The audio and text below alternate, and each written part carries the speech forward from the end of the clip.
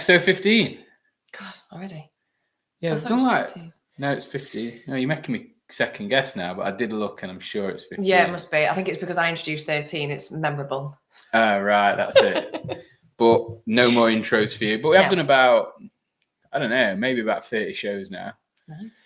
What we're trying to do at the moment is make sure the subscribers are higher than the videos I've uploaded to YouTube, which sounds like it should be pretty easy, but because we upload a short of the podcast every day, we're at 142 videos uploaded now and 181 subscribers. So I feel only like 30 something episodes. Yeah, but I feel like if we've ever uploaded more videos than we have subscribers, it might be time to knock it on the head. Okay. Because we're putting more content out there than people are interested in. But it's just good because we get loads of sound bites, like the last podcast we did with Teddy Stringer. That was good though. So many cool sound bites from it as well, because just his attitude and everything's really, really good. So that was the last show. If you've not watched that, go back and check it out, because on the email I sent the wrong link, which, to be fair, the link went to the website. But that's where we want people. But it wasn't a the link it was promising. Yeah, it wasn't like an intentional error. That was just a fuck up on my part writing. You are human. Well, I wrote 10 emails in about for your holiday 2 days so I could go away and yeah, I had a good time. Did you have a good time? Yeah, it was amazing. Like, did some good sightseeing with my family. Good. Seen some old mates that live in America that came over to surprise my sister, and put on 3.6 kilograms. I've done in my in-body. I've done my in-body this morning. In 4 days. It's not bad, that, is it? That's good going. So, I'm but impressed. I'm not like, with how much I ate, I think it's a kind of a result, silly as it sounds. So I've done that. Other news, it's my birthday tomorrow. It is. There we go. Happy birthday. Thank you. And I'm 42. So you can continue to call me old and be a complete dick. That's fine. You will always be older than me, so you will therefore always be old. You know what's funny as well? Is like, I've been feeling like the fittest and strongest I've ever been. And then today just like fell apart in the gym. I'm like, oh yeah, I'm 42 tomorrow. So I'll use age as an excuse for that. But it's the first time I've ever stopped in a workout for as long as I can remember, because I was like, something's wrong. I'm going to hurt myself. And you don't make excuses. I don't. Well, there is no excuse really. Just old. Yeah, I'm just old. So what's the topic for today? So, well, I've got a few more updates if you want me to. Oh, are you? Sorry, I thought that was the last one. No. Oh, go on then. No, you can't read my writing anyway, can you? So the other stuff that we've been up to, we've recently done some teas with competitions. So like Midlands Fitness Games and CrossFest, we've created some personalised teas just for their athletes. So they've been sending the links out to their athletes for them to buy them. So when they go to their comp, they'll be there with their logo across the chest and the name. So we thought it's cool for us because we're branded on them too, but also good for the comp. And it's a good way for them to sell merch without any overheads of having to buy it in, because we do it to order for them. Nice. So any comps out there that want to look at doing something like that with us, get in touch. So like I say, we've done it with Midlands Fitness Games, we've done it with CrossFest, we're obviously doing it with the Defiant Games. And we're open to doing that with anyone really, because it's good for everyone. Everyone gets a win out of it, and plus the athletes get to they love wearing the name on the top when they're out there, because it's they compete and they want to be recognised. So yeah, that's good. April Fool's Day, we did a little bit of a. I know it seemed really cliched. I was on the fence of whether we should do it or not, because I feel like everyone does this, but like that's probably a tip in itself, isn't it? Just because everybody does it, you think that you shouldn't. But if everybody does it, there's probably a reason why. And we did it, and it was one of the best single days of sales we've ever had. Like, if you take out Black Friday and the Advent calendar, it was the best. Mm-hmm. So, like, it just shows that if you get that right, and like I went to town on that email saying we were closing down. I didn't just write it in the title and then bail out. I went that far into it that people got bored of reading and just assumed it were real. I had like a text from my mum, one of my best mates, Ethan. Yeah. Like, they're all like, "What's going on?" I'm like, even Ed said it at the gym. He was like, "I thought she'd have told me." Yeah, it's just weird, isn't it, that people's attention span doesn't go down, and whether or not it's just blind panic and they react rather than. I'd like to think that, but I got a few emails back about it that made me laugh as well. We got called cunts by one guy. He said, "I never realised I cared so much about you, so I didn't mind." It was nice though. Didn't mind him C-bombing us. First time I've ever said that word on a podcast. Oh, was it? Yeah, I don't really like it. You know, if someone that swears so much, that's a step too far for me, because swearing is just a I call it an enhancement of my vocabulary, but I feel like the C word is actually swearing. Okay. You know what I mean? That's really swearing. Like fucking and shit is just like words, aren't they? But anyway, we digress. But yeah, I did really well on that. Another girl that replied made me laugh. She said that was the saddest and happiest email I'd ever read. So she got to the bottom. Cute. But yeah, great day for that. We've got an exciting meeting today with Defiant Print Services. So I'm sure we'll update on a later podcast about that. The Defiant Ones launched. So our qualifier for our first ever individual competition under the banner of the Defiant Games, being the Defiant Ones, that's launched, and we've got 50 people signed up already, which is awesome. And we've not even started the promos with the gyms. So we're going to be doing, like, if you're a gym owner watching this, we're going to be doing a bit of a package deal for you. So anybody that gets certain thresholds of sign-ups will get certain rewards for that. So it's really beneficial. And I think that's good because the gyms that constantly support us will reap the rewards from that. But then anyone else that wants to get involved will as well. So again, any gyms out there that want to understand a little bit more about that, let us know and we'll get in touch with you. And then lastly, for the updates, the affiliate series that we launched up at Method, that video will be dropping on Monday, the full video. Joey's doing his nut editing it because the chat that I had with Jamie from Method was that long that it's longer than the video was supposed to be. But it was just such an engaging and interesting guy. So Joey's basically got everything ready. He's just wants me to go in and say, right, I don't need this bit, I don't need that bit, so that we can condense it down. And it falls nicely because we're at the project on Saturday for the next version. So yeah, I think me and Joey both learned a little bit about that. I think Joey said he's learned a little bit about what will work and what won't. And obviously I've learned in how to interact when I'm there and how to keep it a bit more concise, because it's so easy when you know, because how passionate I am about it, especially speaking to like Jamie, it'll be the same with Elliot this weekend. When you're really interested in something and you've got a passion for it, when you talk about it, you probably talk a bit too much. And for the people that are really balls deep in it, it's interesting. But for everyone that's maybe just wanting to get an idea and have a look at it, it's probably a bit too in depth. So that's something to just take away and figure out what works best, because we want to tell the story, but we don't want to get too bogged down in the intricacies of the story and CrossFit and the methodology and all that we lose people that we're trying to give a broad message to get them interested in the sport. So that is, I did go to a CrossFit gym in New York. It was called CrossFit Hell's Kitchen. And that were interesting just to see how other gyms do it, you know what I mean? And they were like it was a very rough and ready gym. It was like massive space, you know, which would be pretty expensive in New York, but it was really rough and ready. Like, it was like, I don't want to say a shithole because it was clean. You know what I mean? Right. It was just like, shithole's so harsh. I wish I'd not said that. But like, it was just, it needed some TLC, but it was like, it had this aura about it of like, you're coming here to get fit. Come and get fit. Don't worry about what it looks like. Don't worry about what you look like. Old school gym. Yeah, like probably like before I joined CrossFit, you know, when I hear people talk about the old days, but it was pristine. So it wasn't like it was dirty, and it was so I've done it a disservice by saying what I said. And it, like $105 for a drop in for a week. Wow. And that's an interesting thing about the price and perceived value. Like to me, I was just paying it because I'm going to be there 4 days. I want to train. It was a package deal that worked. But I think some people just don't understand the value in gyms and gym memberships and things like that.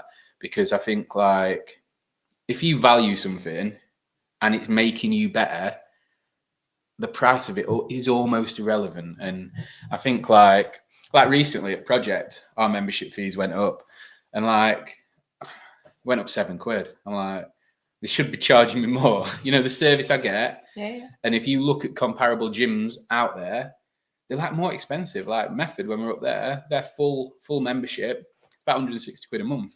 And you get everything for that. And that is like closer to the going rate. I think in London, some of the gyms, it's like £250. And it's just expensive. And I think what you have to do in life is value things that maybe give you a return that you don't always see. You know, like Netflix goes up £2 a month and no one bats an eyelid because they I want was going to say it's true of everything, though, isn't it? Everything is based on perceived value and what you get out of it. Yeah, but I think some people don't understand how good they've got it in certain areas, and I think like it's easy to say, and we talk about it a lot, but your gym membership should be, whichever gym you're at and wherever you're training, should be the most important payment that goes out of your bank in a month, because that's your investment in you. There's nothing else that is a complete investment in you. Like maybe in Netflix and all that's different, but that's not investing in you becoming better. That's just passing the time. And if you can afford a fucking Starbucks a day at £6, what's that? 120 quid a month. You can afford a marginal increase in a membership that makes you a better person, a better mum, a better dad, because, getting fit and being healthy, people talk about the correlation between physical and mental health. If you believe in that, which most people do, it makes you a better person by default because you're better mentally, and then you're going to be better to be around. You're going to have more energy to spend with your kids. You're going to be better at your job because you're going to work with more energy. So yeah, I think anything like that, it should be the most important payment that goes out of your bank every month. And if that has to marginally increase to be in line with rising costs of everything, you know what I mean, then yeah, I think we should just take it on the chin. But that's me personally. So they're my updates. That's a nice short list. Yeah, well, you know what, I have to fill the space, don't I, because you don't generally say much. Don't let me. All right, I'll tell you what, the next one you can do everything. You can do it a lot. Right. You did that intro that time and you thought I was joking. So I know. You took it anyway. And that time when I answered the door in middle of it, you shit, you Sam. Because you thought you'd have to stand there and talk on your own. Oh, yeah. What did you do about that? My GSN came, didn't it? Oh, I edited that out. Oh, fine. Good to see you watching them, though. Thanks. So I obviously didn't notice there was a massive gap of me going, No, I cut you out. You looked a bit of a monk. Right. So today's topic is, what the hell is normal? Okay. So it's a term, you hear it a lot, don't you? Oh, that's not normal. This doesn't taste normal. Yeah. That's not normal behavior. He's not a normal person. And I just want to explore what normal is, because in reality, there is no normal. Yeah. But we will delve into that. I'm making that up as I go along. I haven't got much prep on that, so we'll see where that goes. But I think it's not something that I'm saying there's a specific answer to. Like anything that we talk about, and it's my take or your take, and we'll just explore that in real time. We'll have Torie's top tip, which is always insightful and always my favourite part of every show. Is it really? Well, no, I'm inundated with Torie's top tips because you get them all the time. Yeah, we might call them top tips. Sounds a bit like nagging and just you bollocking me, but I guess we'd learn something, don't we? We do. And then we've got a really cool question from the audience. This is from Helen, who's one of our top listeners. And her question is, do you want to do that now? Yeah, go for it. Yeah? Okay. So her question is, if you had a time machine, would you go back and change anything about your past, or would you go forward and see your future? It's a good one, isn't it? It is really good. And the longer you think about it, the harder it becomes to answer it like concisely, depending on what angle you're going at. But personally, I think I'd go into my future because I like where I'm at now. So I'm just going to have a peek, see what it looked like. Do you not? Right. So you like where you're at now, yeah? So do you not think that going into your future, if you go into the future and it's all fucking falling apart, does that not change like the fact that you're enjoying where you are? No, because you don't know what the steps are to get there. So you can then drive it however you want from that point. Going back and rewriting the past, a bit like what they do on Shrek, and they get rid of that one day and then your whole life looks different. I'm sure you haven't watched that. That's because I got a kid. Blame Oscar for what shit TV. Yeah. So yeah, because I wouldn't change anything that makes me where I am now. I'd probably go and have a look at the future because I just want to go and see what it looks like, and then how I then get between A, which is now, and B, which is the future, is still completely up to me. Whereas if I go and rewrite the past, present doesn't look present as it looks like now. Yeah, I think that's the thing, isn't it? With whatever film you watch or whatever book you read about time travel, Mm. there's always that. It's both ways, isn't it? Oh, So yeah. if you change anything about the past, who you are now is different. But if you go to the future and see your future, you won't help but be able to try and engineer that future, especially if you like it, or change that future if you don't, by acting differently to what you would have naturally acted in the moment, which means that future would never exist. True, but you don't know what your future looks like. No, so I think by that, you've got to have a look, can't you? by that, you can kind of, yeah, you can do what you want. What will happen will happen. But I think rewriting the past makes you change, unless obviously you really dislike where you are now. Then, but that's my personal opinion. What about you? I think I'd forego the option of time traveling completely. Of course you would. No, but for that reason, like I have done a fucking shitload of stuff in my life that I shouldn't have done. But I'm like you said, you like the present. I like who I am now, and I really don't. You've always liked who you are, haven't you? Yeah, but I'm actually. I think I'm a good person at the moment. I'll say at the moment because who knows, it could change. But I just mean like I like who I am, and I wouldn't be able to be who I am today without all those things that I've done in the past, and some stuff I would never do again. But would I be who I am? And I always said to you, like about 18 months ago, when I had an epiphany of like not going out and really focusing on work, that all came from a life of wasted potential. But it gave me the motivation to be at that moment in my life where I wanted to be better. You know what I mean? I didn't want to look back and think, shit, I could have been. And I wouldn't have been able to do that if I'd not had those moments of wasting my fucking life. So it might be late and I might be old, but I wouldn't want to change anything about my past because that would change around. But equally, I don't think the future's written. I feel like the future is what you make it, mostly because of what I've just said about the fact that I was not on the right path and now I am. So the future's not given, it's not written. So I could go and see the future and it would mean nothing to me because unless I do the right things every single day, anything's possible. I could end up back wasting my life, within a year, who knows? Yeah. But so I wouldn't want to go forward and I definitely wouldn't want to go back. So the curiosity, maybe one thing that would be interesting would be to go to the end of my life and have the memories of how I got to the end, rather than go to a period in the future and where I'm still trying to achieve those things. So maybe be on my deathbed.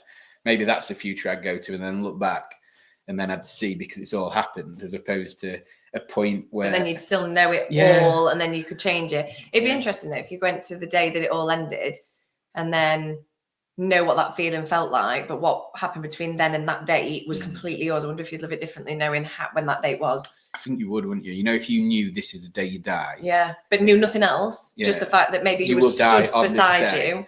Maybe I think that would be a really interesting, just 1 point future. That's the day. They're the people that are around you. How you live your life between now and then is completely up to you. So there's like a camera shot, maybe future look. So I think we're both more future than we are past. Yeah. Oh, definitely. In answer to Helen's question. Yeah, but it's a good one. It was a really good one. We need more. We need more like that. More interesting. How do they send them in? Just drop us a message. Okay. They can either comment on here or. No one really comments on here. But then again, no one really watches it. So it's weird because we go up and down. Like what I have noticed though, the live ones you get more views on the live ones. Not necessarily while it's on, but I don't know if the YouTube algorithm puts those higher or what. But the views after the fact always go up higher. Whereas on the ones that we just record, the views are steady, but they're never like massive.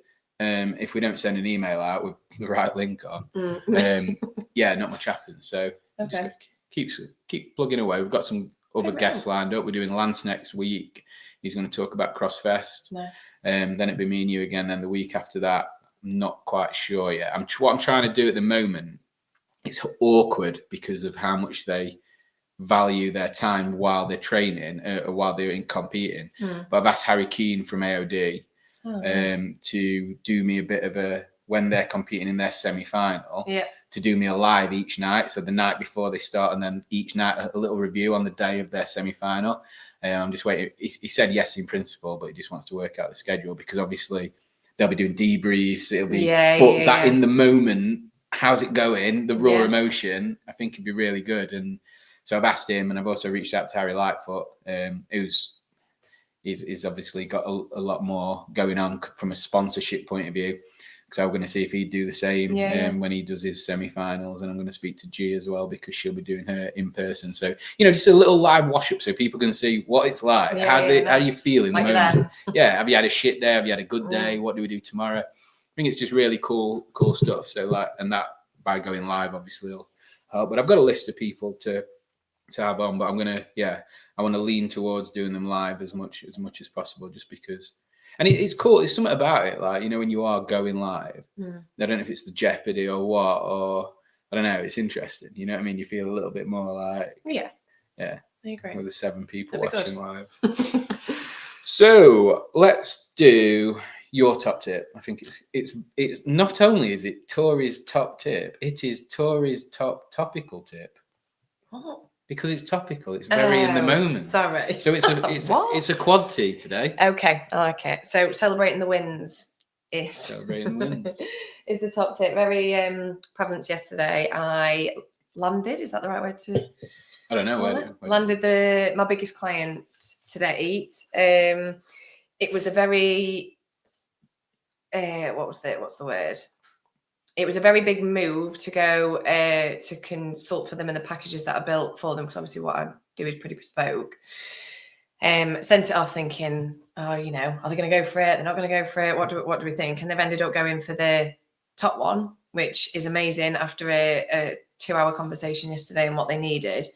And I took a lot of time to get to know the client, understand what they needed, and then obviously worked against that. So I had some really nice feedback with them yesterday, and it was a really, really good conversation, and 2 very nice follow-up emails after saying they're really looking forward to working with me. So the normal me, or the old me, again, normal, would have gone into plan mode about how I was going to take on the workload, how it was going to look. But instead, I'd got one of those tiny little bottles of fizz. So celebrated with a glass of fizz and thought, I'll worry about that tomorrow. I'm just going to enjoy how that feeling was. And I think I said to you yesterday, which I know is probably a bit of a gay story, but when I was like 19, 20, I got my first city job. I absolutely loved it. It was in recruitment. It was in one of those massive high-rise buildings. You needed those fancy cars to get in and out. And like I was like, oh, I've made it. Like, this is what I want to do. I want to be, I want to be this big businesswoman. This is what I want to do in life. And then everything that I envisaged my life going, it didn't quite pan out as I looked at back then. But I always remember looking at it going, oh my God, like, imagine if my life was like that. And I got in the car after that meeting, and I got a Starbucks in hand. And I was driving along, and I thought, do you know what? I feel like that girl looked in my eyes back when I was 19, 20 years old. And like I say, it might sound like a really gay story, and normally I wouldn't ever give myself that type of time or credit or even headspace to sit back and enjoy. But I've worked extremely hard for the last 12 or 18 months, and yesterday was a lovely moment of content, maybe, or pride, one of the two, or maybe a mix of the two. But yeah, it was lovely. So yeah, I celebrated it yesterday. And not only did you land that client, you also took on a member of staff, another member of staff. So it's like, it's a big week. Yeah, but like I said to you yesterday, like I'm always like, without it being patronizing, but we have like just such a good working relationship that I'm so proud of like what you're doing, because I've been like up close and personal, seeing how hard you've worked and pushed you along the way. Yeah. But like I said to you yesterday, I'm most proud of you for being proud of yourself rather than for what you've achieved, because I always knew you'd achieve these things, but you've never, ever, ever said that you're proud of yourself or said that you've done a good job, even when you have. And that's not, you don't do that in a self-deprecating way. It's not like you're kind of like doing it to fish for compliments or anything like that. You're just not wired that way to give yourself credit for anything. And that's why I've like always tried to make sure that you do. And like when you did that yesterday, I was like, fucking hell, this is what it should be. But then seeing you enjoy it as well. Yeah. You know what I mean? Then you're like, oh, actually, right, I can have a night where I just enjoy.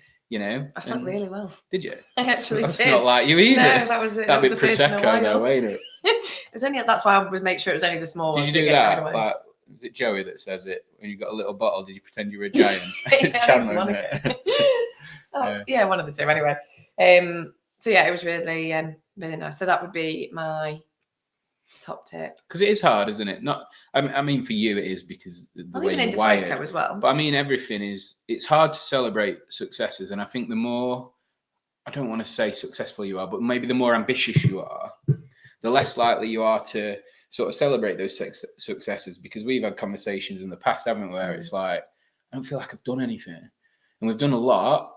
But because you're not where you want to be, or you see the next big thing that you want to achieve, or the next goal, or the next target, it's hard to like look at where you are and say, yeah, I've done well, because job's not done. It forever moves. Yeah. You know what I mean? There's an amazing Kobe Bryant interview, the basketball player that died a few years back, and they're up 2-0 in the series of the like playoffs, like to win the championship. And one of the reporters says to him, because he's sat there like this, and they're like, "You're not happy?" He's like, "I've got to be happy about it. Job's not done." And he's like, "You go, yeah, but you're 2-0." He says, "Job's not finished. We haven't won yet."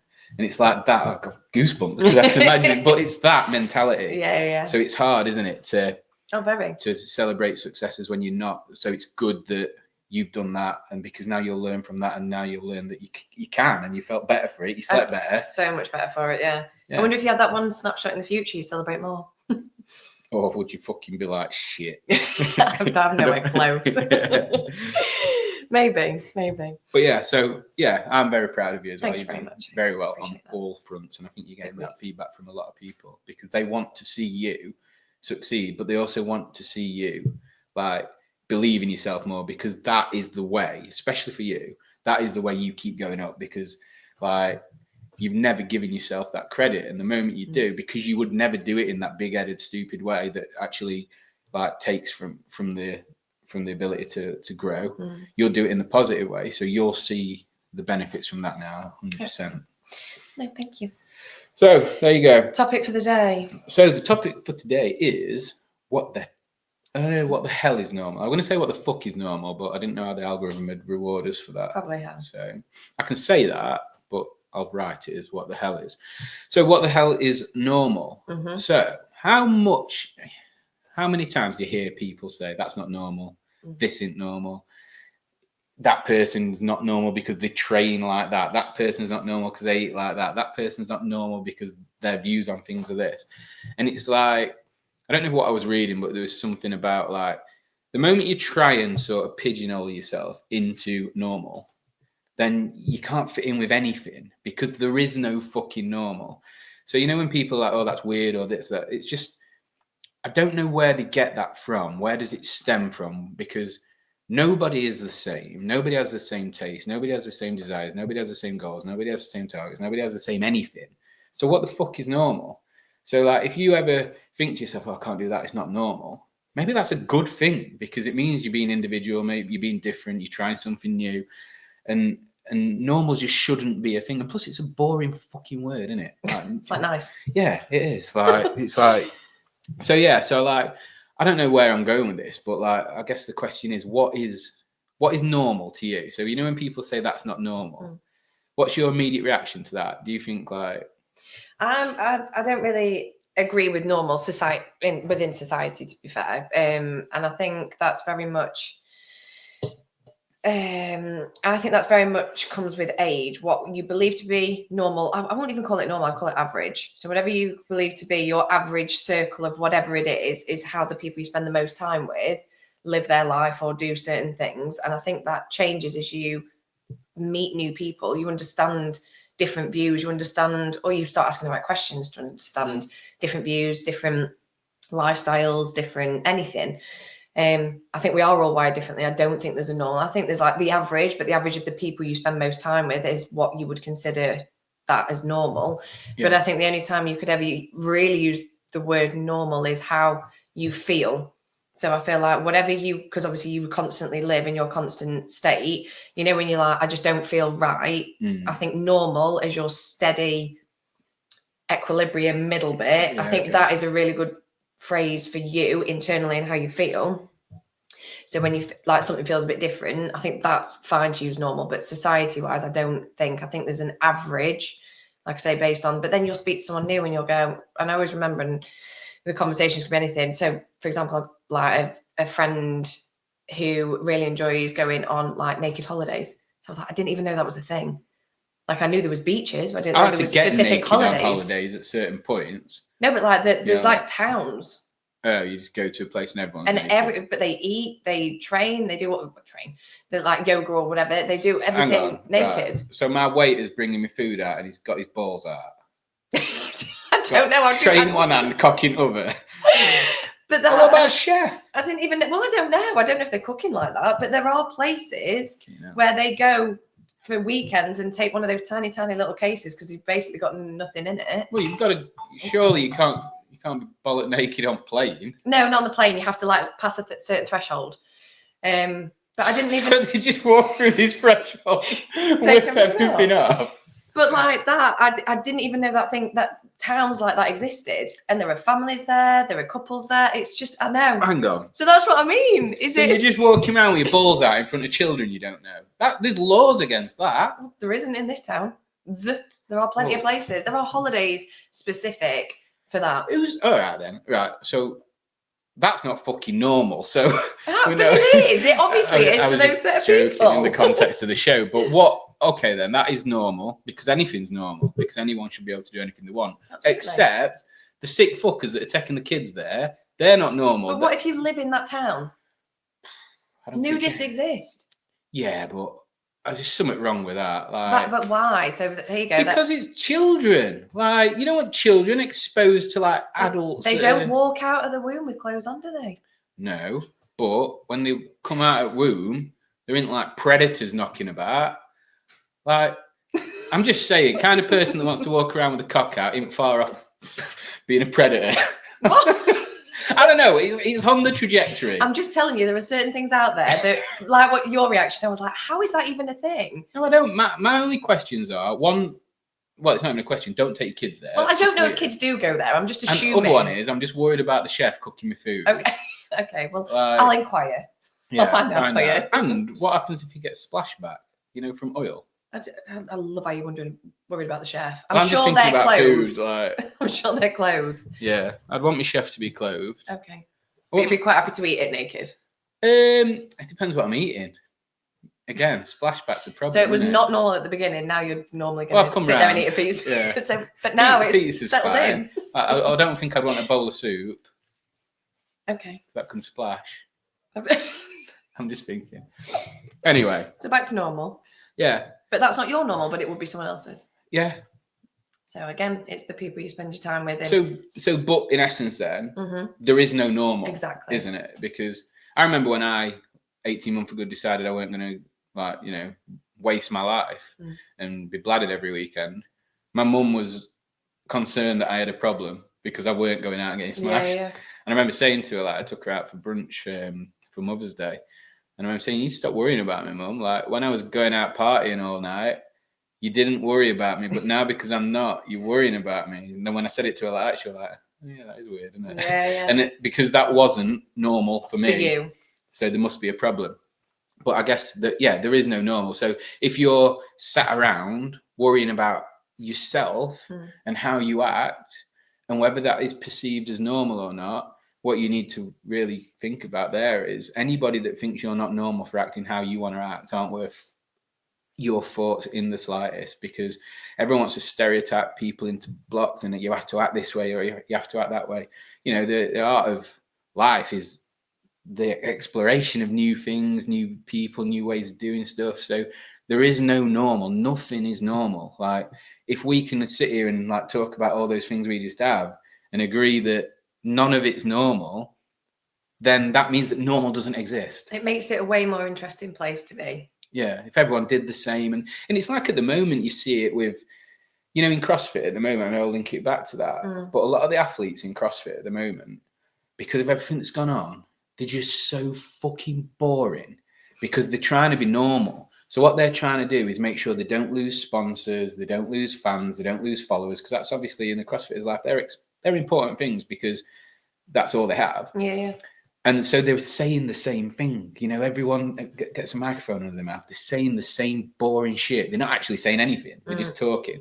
Whereas there are still a few out there that are complete characters, and they're the ones whose followers are going up because people don't want normal. You know what I mean? If you're all saying the same thing, you're boring. But then there's people like Colton Mertens, Austin Hatfield. They're saying what they think, and they're saying stuff that could be considered outlandish. And they're the ones that are getting all the publicity. Yeah. So just think about it like that. If you try and fit in with what is normal, you will never really get anywhere, because what's normal to the herd and to the mob changes so frequently that then it, who are you truly? Yeah, and if you constantly try and be what everybody wants you to be, eventually people see that there's no substance in who you are, because you're just constantly going to the next trend and the next trend and the next trend. Whereas if you're just unapologetically yourself, however normal or not normal that is perceived, you will be happier in yourself. And if your goal is to get, followers, publicity, or have stories told about you, they'll be more interested. Agreed. Right, should we do some work? Yeah. Sounds good. Celebration's over, bitch. Yeah.